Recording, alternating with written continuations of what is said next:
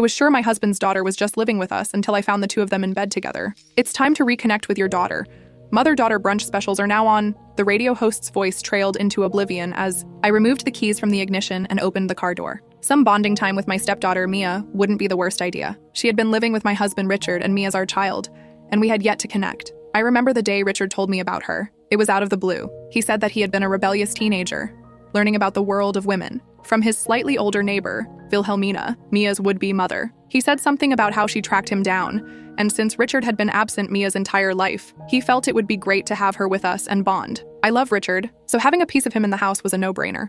Mia moved in 2 years ago. At first, I thought she was staying for the summer, but that quickly changed when Richard bought a brand new bed for her room, which came with an entire room makeover. My husband said Mia decided to transfer schools closer to us to finish her art degree and had gotten a job at a gallery. She had come so far that the gallery gave her the chance to show her pieces at an exhibition. Richard was so proud, and I was too, except I didn't know if I had any right to be. I regretted not trying harder. There was more to Mia than met the eye. I only knew the everyday things about her, things that a classmate or babysitter would need to know, favorite foods and allergies. But I had yet to discover what made Mia. What were her hopes and dreams? Most importantly, was there something we could bond over? Cora, is that you? Mia's voice came from the living room. I knew she would sit across the couch with a fashion magazine and a glass of peach iced tea. Yes, I said, putting my purse and keys on a nearby table. Going to get dinner going soon. Do you want to help? Sure. What are we eating tonight? Well, this morning your father said he wanted that French stew I made a few weeks ago. Mia walked into the kitchen with her contagious brightness. I couldn't help but smile, pointing towards the cupboards where the pot I always used was. She jumped to get it, and I thought this was the perfect time to tell her my idea. So I was thinking, I began as I cut into a large onion, we should go away for the weekend, just the two of us. We can spend some time together and finally connect. I know it's been busy for you lately with your exhibit at the gallery and the new photography course for art school. Mia looked like a deer caught in headlights, those big brown eyes round in surprise. I didn't blame her. I knew I was easy to get along with, but which young adult wanted to spend the weekend with their stepmother? Sure, I guess, she hesitated. It's just that I may have a second exhibit, and a guest photographer may do a special seminar within the next month, and I wanted to spend some time researching new internships, and I promised my mom that I'd see her soon. She's been hounding me for a while now. There's just a lot going on, you know, Cora? I felt my eyebrows pop up at the string of excuses she gave me, but I nodded in understanding. She was a student. Graduation was right around the corner and things would only get busier afterward. It was just a thought. The radio was promoting all these specials for mothers and daughters to do together, I said, motioning with my hands. And you've been here for a couple of years now, and we haven't bonded. I know you're a young woman. You have your mom. You don't need me. But I wanted to be your friend. That's nice, Cora, Mia said, moving out of the way as I walked toward the stove to swing the newly diced onions into the pot. But another time would be best. I remained quiet for a second, knowing my smile was forced. Disappointment was one of the hardest emotions to hide. Okay, well, why don't you go back to your magazine? I'll finish this, I said, patting her shoulder lightly. She looked a little regretful, but nodded and left the kitchen. I didn't speak much during dinner, but Mia and Richard didn't seem to notice. This was always the case. They had bonded so quickly as father and daughter as he discovered her existence. I was always baffled and regretted not having that kind of bond with my late father. I bit my tongue as long as I could, but I spoke to my husband as soon as Mia went to her room. Come on, Richard, talk to her, I told him as we cleaned the dishes. I just want to get to know her better. And honestly, it's a spa. We'll probably be separated for massages and such. Please, help me, hun. Richard shook his head, grinning. He was caught off guard when I wanted to do this with Mia, but it made sense. I let them get close for 2 years due to the circumstances, but it was my turn. We had no other children to spend time with. Fine, I'll talk to her. I'm sure she's keen to go with you, but school and the gallery take up so much of her time, he said kindly. I know she needs rest during her time off, which is why I think a spa is perfect, I added. You're right. Good. Thank you. I heard an advertisement on the radio about mother-daughter time, and it just made me think. I don't know her all that well. I know the bare minimum, which used to be okay, but not anymore. I'd like to know more, be a pal for her. He only nodded, but I thought I saw a slight frown marred his face before he schooled it and asked for the rest of the dishes. I was getting ready for bed that night when Richard talked to Mia in her room. Mia, it's just a weekend, he began. Cora wants to spend some time with you. She said it would be at a spa, and you love that kind of thing. It's relaxing. I know it'll be relaxing, but I would much rather she went alone. I could stay here alone with you. I feel like we never have time together, Mia replied. I frowned at the tinge of whining in her voice. Mia, please just do this for me, Richard begged. Just one time. It'll help this situation a lot. What? Situation? Going without you doesn't sound fair to me, Mia sighed. But fine. Finally, my husband laughed. Thank you. When you're back, we'll do something together. Just the two of us. I couldn't hear anything else for a few seconds, but Richard's footsteps got closer, so I got in bed quickly. He went straight to our in-suite bathroom. I wanted to fall asleep but stared at the ceiling a little too long. Their conversation left a strange taste in my mouth. I knew their closeness. I had seen it, but sometimes it felt as though they spoke their own language. Maybe they did, and I couldn't grasp it. My mind went back to high school, where the metaphors and words in Shakespeare sounded like gibberish, but I knew they meant something. "She's in," Richard said, startling me as he slid into bed. "I think she's more excited than she let on earlier." "Thank you," I whispered. He kissed my cheek, turned to the wall, and turned his nightlight off. I kept staring at the dark ceiling for a few seconds, and finally shook off this strange sensation. I had no children to share a bond like that. Jealousy. That was it. Naming the emotion calmed me. I wanted to laugh at my absurdity, but that would wake Richard. I closed my eyes and smiled, thinking that I wouldn't have to be jealous for long. Mia and I would get a chance to get close too. I woke up the next morning with a newfound sense of excitement. I wanted to be closer to Mia. I wanted her to let me in. After work, I thought about doing a grocery run. The rooms at the hotel were booked. I considered choosing spa treatments, but Mia should get to pick. I would go along as she wanted or let her have privacy. We were leaving the next day after Mia's photography seminar. I wanted to stock up the kitchen for Richard and get some fresh flowers from the store. I was adamant about keeping a fresh arrangement on the vase on the dining table. The shopping, cartwheels creaked as I walked through the aisle, picking all the ingredients for Richard's favorite meals. He was a simple man. I couldn't forget his favorite treat, chocolate ice cream. I rushed to the flower area and picked out my bouquet. My mood was evident in my choice of colors, yellow, orange, and pink. I was happy. I wondered how Mia gets, inspired by her paintings. Maybe it wasn't so different than how I picked my arrangements. "Ooh, we can talk about that," I said, finishing the bouquet. Just as I reached the register, I thought about calling Mia to check if she needed anything. No answer. But that wasn't new. Mia rarely answered her phone, which would explain why her mother had been hounding her for a visit. I couldn't remember the last time Mia saw Wilhelmina. I wonder what things they like to do as mother and daughter. "Oh, snacks," I said, snapping my fingers. I left the cart near the register and sprinted to the snack section so we could have a bunch of junk food for the drive to the hotel. We would only be on the road for around 30 minutes, but I wanted to make this experience memorable for both of us. I got the jumbo pack of Reese's Pieces because I had seen numerous packs sticking out of her bag or sitting on the counter. I got 2 packs of pads I knew she used, just in case. Before going home, I stopped at the store where Mia got her photography equipment. I remembered she wanted a new bag for one of the cameras. I hoped that she would take her camera along with us. That was one way of determining whether she was excited or not. I promised not to run any other errands and go home. I looked at the dashboard as our house came into view and realized I had enough time to cook a fancy feast. Despite how early it was, I drove into the driveway ready to begin dinner. I dreaded carrying all the groceries in, but I didn't want to disturb Mia if she was busy. I decided only to take the things needed to get into the fridge. Richard could come back for the rest later. Putting the groceries away, I decided to do a load of laundry before dinner. That way, Richard wouldn't have to worry about it over the weekend. In the laundry room, I got the pods for the washing machine and went upstairs. I needed to get the laundry hampers from the bathrooms. Walking up the stairs, I heard Richard laughing in our bedroom. I loved his laugh. "Hi, honey. I didn't know." I began as I pushed the door open. And then everything changed. Mia's head poked out from under Richard's arm. They were tangled in our sheets. "Cora!" Mia screamed out loud. "Wait! We can explain! She's not my daughter!" "Richard Chiu!" shouted as my look of horror registered for him. I backed out of the room slowly and then in a fury. The world was spinning. I could hear Richard's laugh in the back of my mind. I could see Mia's legs across him. I couldn't understand what I had just witnessed. What should I do? Make a scene? What did Richard yell? Why was the house getting blurry? Despite the fog and confusion overtaking everything, I saw my husband approaching me. My head started shaking uncontrollably. I needed to get out. I needed to leave. I turned to run down the stairs, but my foot caught onto one of Richard's boots. He probably kicked it off as they entered our bedroom. I slid down the stairs onto the first landing. My derriere would be sore tomorrow, but I felt nothing then. I was too shocked. I got up quickly, ran to the table where I just placed my car keys, and wrenched the door open. I was starting to panic, and I could feel it rising from my stomach, snaking its way up my chest. My head pounded and my hands were sweating. The sound of Richard calling me and telling me to stop only made me run faster. I got into the car and locked the door immediately. Richard was only a few steps behind me. His hands came down on the hood of my car, stopping me from peeling off as I wanted. He had time to put on a pair of jeans, my favorite. My peripheral vision caught movement, and I turned to see Mia on my porch, wrapped in my expensive duvet. My head swiveled back to Richard, and I saw pure fear in his eyes. I didn't see remorse, and I didn't understand why. I blared my horn, commanding to move. He only covered his ears and shook his head. He started yelling, and I could hear his muffled words despite not rolling the window down. "I'm not moving until we talk." I blasted the horn, not knowing what to do. "Please, Cora! Please, let me explain." Explain. I scoffed mentally. What explanation could he give me beyond the ridiculous words he shouted upstairs? "She's not my daughter." Who the hell was she then? His mistress, obviously, but how could he? Richard moved her into our house. Finally, a feeling crawled through my belly and gagged. My hand covered my mouth quickly as I heaved a little and sweat beaded on my forehead. "Cora! Please, stop! Turn off the car!"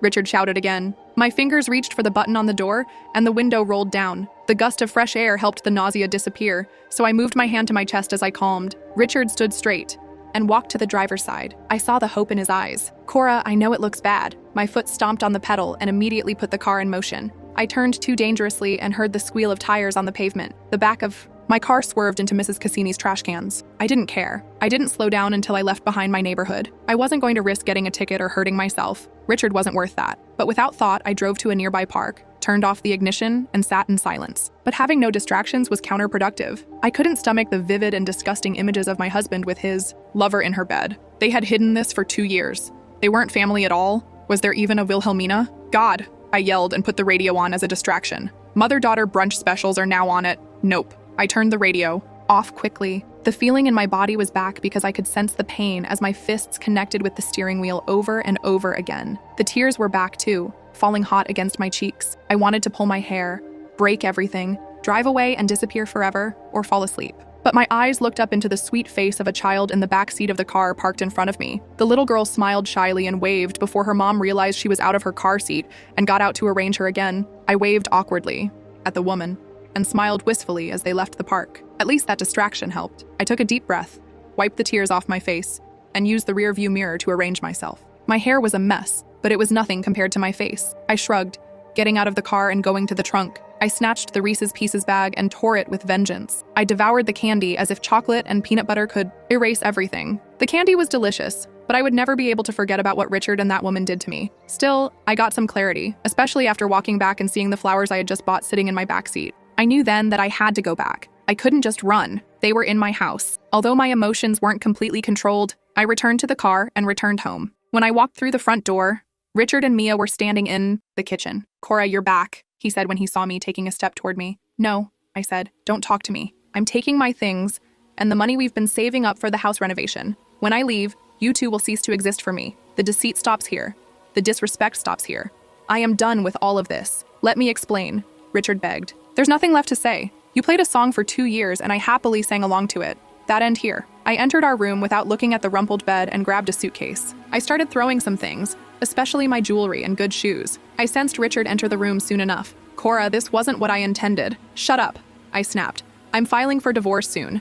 I expect you to sign it quickly, and this house will be up for sale, or you can pay me my half, and I'm out. I don't want to sell." "Too bad," I shrugged, closing my luggage and exiting my bedroom for the last time. I went downstairs and ignored Mia completely. She had the sense not to try to talk to me. The whole thing must have taken 10 minutes at most. My previous life was over.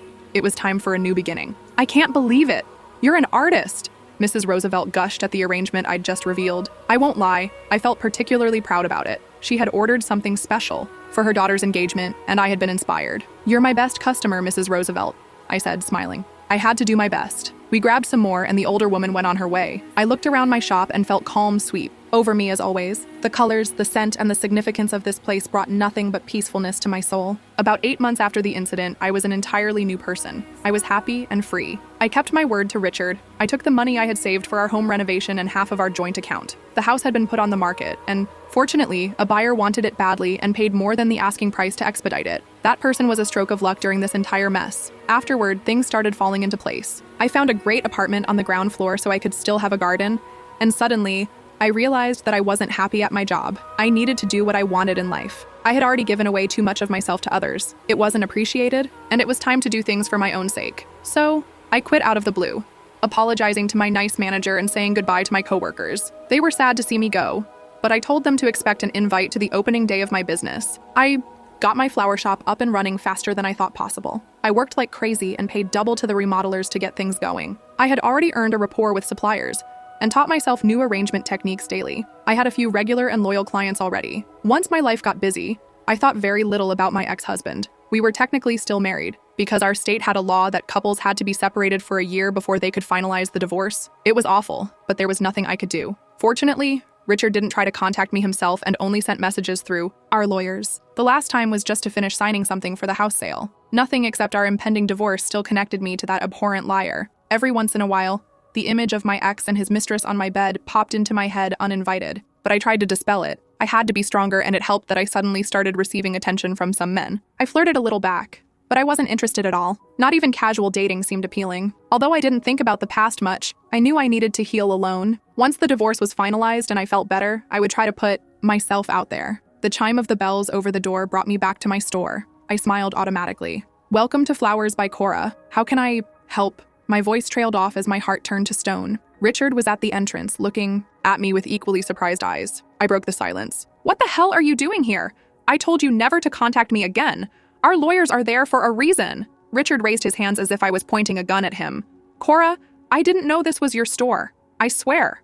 I didn't know you had." "Quit your job," he said, placating me. The fight went out of me. I didn't want to have this anger again. I had moved on already, right? "Fine, I believe you. You can browse around if you want," I said, sighing heavily and sitting on a stool I kept behind the counter. I calmed myself while Richard looked around, grinning slightly. He picked up one of the prearranged bouquets, and I closed my eyes. An image of myself taking the roses from his hands and beating him with them appeared behind my eyelids. A chuckle escaped my lips. "What's funny?" my ex-husband asked. I opened my eyes. "Nothing. Would that be all?" He gulped. "Yeah." I rang him up, and I expected him to leave, but he hesitated. "Cora, is there any way we could get a cup of coffee? I know I don't deserve it, but I would like to talk, to explain a little.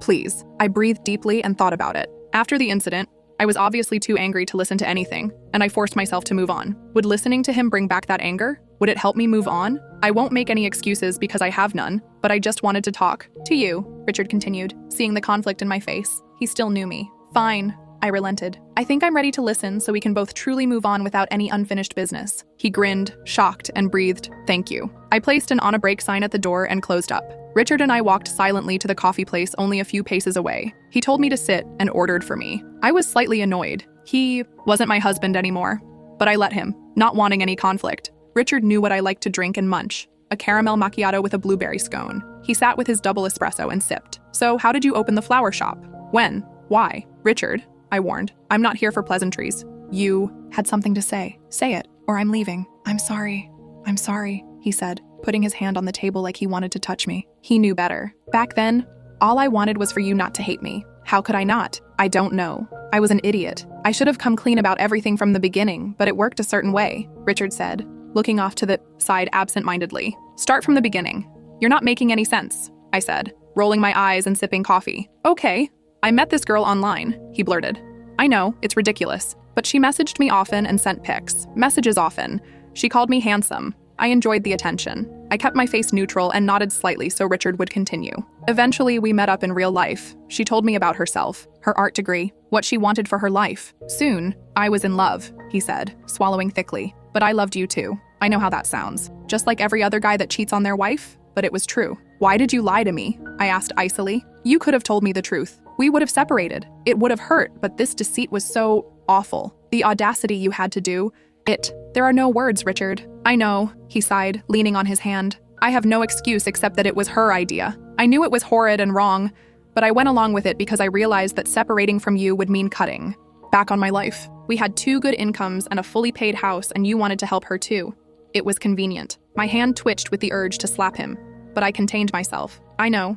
I have no shame," Richard continued, "but it's the truth. There were several times I thought you had picked up on something, but you didn't. You just trusted it and treated her so nicely. In my dreams, I imagined the 3 of us as a throuple." "A what?" "That's what they call those partnerships of 3 people." Nausea, thick and heavy, was coming. But again, I retained my icy demeanor. "You are disgusting," I muttered. "I know," he acknowledged. "In a way, I was glad you caught us. It was over. I just didn't want you to hate me or think that I never loved you, because I did." I nodded as he seemed to be done with his story. "Our divorce should be over soon. Are you marrying her?" Richard didn't answer for a few seconds. "I have a right to know," I continued, crossing my arms. "Yes, I am going to marry her. I have to," he replied. "I've been telling the lawyers to do things quickly. When the year mark comes, it'll be swift." "Have to?" I asked, and he flinched. I had picked up on that. Mia must be pregnant. "Yeah, I have to marry her so she can stay in the country," Richard said, sipping his espresso last. "She's foreign?" I asked, frowning. "Yeah, she's from Brazil. She was here on a student visa, which expired after her graduation. We've been working to get her a work visa, but that's been delayed," he replied. "Was that always the plan?" I wondered. "To marry her so she could get her green card?" No," Richard shook his head. "She just told me about the visa thing. I knew she was from Brazil, but never asked about her situation. Her English was perfect, so I never imagined. Despite the ice-tight hold I had on my emotions, a bubble of laughter ripped out of my throat. My hand flew to my mouth to cover it, but he heard it. Why is that funny? It's not, I chuckled, through tight lips. It's really not. Cora, Richard hit the table. I know I'm the jerk here, but you shouldn't laugh about my legal troubles. It's a pain in the butt. Finally, my mouth opened wide as the chortling burst through the dam. My eyes were soon full of tears, but I could see his face turning from confused and worried to a little amused. Oh man, I breathed, drying a tear. I guess legal stuff is my karma, huh? No, you giant idiot, I said, thawing some more before I calmed down enough to speak. I'm not laughing over legal troubles. I'm laughing at you and a little at myself. Why? Because we fell for it, I said, pounding the table. She tricked both of us. Excuse me? Oh, Richard, you really think a young, beautiful woman from Brazil got with you because of your charming looks and personality? I asked sarcastically, as the anger rose again. I couldn't stop it. The dam was open, and everything was coming out. You're actually old enough to be her father. I don't understand, Richard mumbled, fear coloring his face. She tricked us both. For 2 years, she paid for nothing in our house. That woman went to school and mooched off us. Of course, I didn't take it as mooching since she was supposed to be my stepdaughter. I was glad to pay, I said, thinking back on the thousands of dollars I had spent despite not being close to her. No, wake up. This is the truth. It's clear as day now. She wanted a sugar daddy before, and now she wants a green card. You told her about me and our life, and she came up with the stepdaughter idea, I said, laughing between sentences. It made her life even better because people were paying her things. She's a pro. I don't like what you're saying, Richard said, fidgeting as if he were about to stand. Sit down, I commanded. Let me make myself very clear. I don't want you back. It's over between us forever. But if you marry her, she will leave as soon as possible. You don't know her, he stammered. No, it can't be true. Richard, I said, gentling my voice. Let this be the last advice I'll ever give you. She's playing you. She played me. You thought you were part of that play. I see now that you were just an idiot. Don't marry her. Richard's eyes watered and I felt terrible, but I couldn't afford to feel more sorry for him. He didn't deserve my sympathy. I finished my scone, wiped my mouth with the paper napkin, and grabbed my purse. Cora, he choked. Are you saying this as revenge? God, no, I scoffed, pausing for a second to think for a second. If I wanted revenge, I would have just laughed and left you here without another word so she could surprise you with divorce years down the line. But I'm not that cruel. Anyway, I could still be wrong, I guess. Look back at your relationship and think. It's your move. But please don't ever come see me again. Don't order from my store either. Goodbye, Richard. I left him sitting in that cafe and went back to my little haven, content that I had told him my suspicions. It was true that remaining quiet would have been the better vengeance, but I didn't want that for him either. Mia didn't deserve anything after all she'd done. Richard wasn't innocent in this, as the only one who owed me loyalty was him. But sometimes you don't see the snake that crawls into your life, moving in a zigzag. It's attractive and mesmerizing. Soon, you're trapped and don't even know it. I think that's what happened to my ex-husband, so it was better to warn him. It felt like real closure. 4 months later, my lawyer, Ms. Verdini, came to the shop so I could sign the last document. I'm free, I exclaimed, lifting my hands in the air. You are, Cora. Congratulations, she grinned. All my clients have that reaction. It's funny. Makes you never want to get married. Well, yeah, I replied, chuckling, and she turned, waving goodbye. Wait, Ms. Verdini. Yeah? Do you know anything about my ex? Like what? I don't know. He was going to marry his mistress. I was wondering if... I trailed off, shrugging. I'm not sure. His lawyer didn't say anything. If you want to dig into this, I know some people who could help, Ms. Verdini offered, wagging her eyebrows. Oh no. Well, what do you want to know? She probed. So I told her my suspicions after that one meeting with Richard. She already knew everything else that happened between us. Her lips moved from side to side for a second. I have some friends in immigration. I could poke around. Really? Maybe. Give me a few days. No, Ms. Verdini. I shook my head, changing my mind. I don't want to know. Time to let this die. Oh, there's a customer. Thank you for coming. If you're sure, she teased and left, giving me a smirk on her way out while I welcomed my client. The shop got busier than ever, and I had to hire several employees, including a social media manager. I didn't think flowers would take off like this, but I was so glad. Miss Cora, this just arrived. One of my girls, Hannah, pulled me away from my new arrangement, but my eyes bugged at the huge one she was carrying. OMG, who would send flowers to a flower shop? I asked jokingly. I'm almost offended. This looks expensive. I know. It's from, that place on Main Street. The competition. Hannah squinted at the flowers comically. Do you want me to throw it out? I have to read the card at least, I asked, patting her shoulder. The card doesn't say anything, but there's an envelope, she said, passing me the pristine white folded paper. You must have an admirer. An admirer would have spent this money here, I grumbled, opening the letter. Dear Cora, I know I probably Should have bought this stuff at your store, but you told me never to order from you again. I folded the paper quickly, closing my eyes. What? Hannah asked. It's my ex. Read. I agreed and opened the folder sheet again. So, I'm sending you this. You were right. I knew it immediately. I don't know how I didn't see it until you pointed it out. But yes, I'm an idiot, so I didn't want to admit it. But after our coffee meeting, Mia became increasingly insistent on us getting married. I told her to start planning something nice, but she wanted us to run to the courthouse. Legally, I couldn't, so I stalled, and she got more and more upset. Looking through her phone was useless. I don't know any Portuguese, she never left it around for long. She was smart. I wish I had better news to share, but I didn't catch her lying or anything. Mia left. I heard she married someone else a few days ago. I think he's rich too. I'm just sorry I fell for such a thing. I gave my life away for nothing. I'll never forgive myself for this, Cora. I truly loved you as my wife. So good luck with your business. Sincerely, Richard. P.S. I do want revenge. I called immigration and gave them proof that she was asking me for marriage and living with me for the past 3 years. I don't know if she'll get in trouble for that, but I had to do something. I sighed, shaking my head as I folded the paper and put it back in the envelope. What did it say? Hannah asked brightly. His mistress left him for someone else? I said, shrugging. Ooh, but wait, is he crawling back? No, he was just letting me know. He knows I would never go back to him. I scoffed, laughing. You're awesome. And you're finally divorced, so we have to double celebrate. I'll get some champagne, Hannah said and ran to the back. We kept a few bottles for special gift arrangements. The bell over the door rang, and I put on my signature smile to greet a beautiful man. Hello? He said in a smooth drawl. Hi, I breathed, like a fool. Do you have any white roses? He inquired. Sure, I said. Too cheery now. Something for your wife or girlfriend? No, he grinned, making me swoon. It's for my mother. Sure, come with me. I beckoned him to the counter with our catalog. I explained some options and costs. Which one would you pick? He inquired. This one for sure, I responded, pointing my finger. It's timeless. Perfect for a mom. Perfect then, he said, glancing around the store as he reached for his wallet. And would it be too bold to ask for your number too? His credit card flew off my hand and plopped on the counter. I choked for a second. Sure, I squeaked. I'm Edison. Cora, I said after clearing my throat. When his order was done, he gave me a scorching look and left. Then, I jumped like a teenager who just received a prom proposal. That's the day my life really began.